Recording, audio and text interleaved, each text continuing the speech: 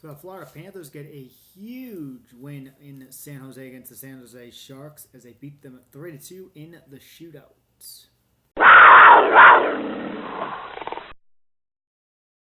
So Florida started this one off early as they scored 24 seconds in as Bukestad scored as he was assisted by Kulikov and Huberdeau. Kulikov coming back from a injury and he looked sharp in this game. I absolutely thought he looked really good. Barkov also came back. He looked a little shaky. Definitely coming back from a flu. It can take a game or two to come back to your full self after being out for with the flu. As you can see, remember, Huberdeau was out with the flu, and he didn't really gain form until a couple of games back after the flu. So Kulikov, though, like I said, looked really, really good. Florida Panthers scored early. Took a 1-0 lead. Then, unfortunately, the Sharks tied it in the second on a power play goal as they pretty much had control of the game. After coming back from a long road trip, they really had control of pretty much most of the game midway through the first up to the whole entire second period. And they got a little bit of penalty trouble as, got a delay game with stupidest penalties in there, but they killed it off. Huge kill. Then they end up going to the power play later on in that second period and end up scoring with just 2:37 left as Bukestad scored his second goal of the game to put the Cats up 2-1 through 2. In the third period, Florida actually ended up regaining control of the game, outshooting the Sharks by a wide margin.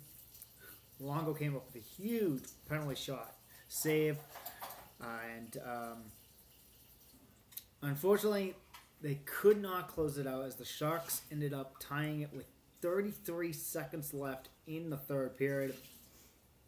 Definitely a heartbreaker.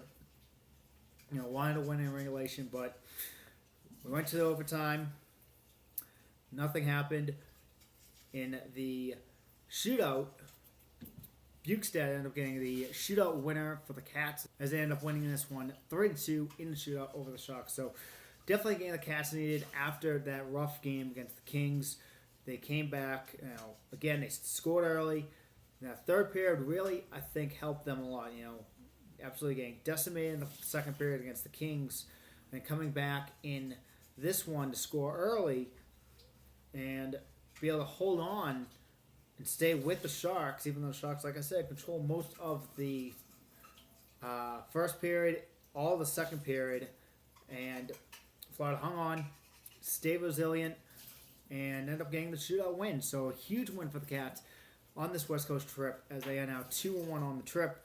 One more game left, guys. We have it against Nashville, who we have not won against in Nashville since December the 11th, 1999. So it has been a while. This is always a matchup I dread because, again, we just have had such bad luck in Nashville. So it would be absolutely a huge win. I think the biggest win on this road trip, personally, for me.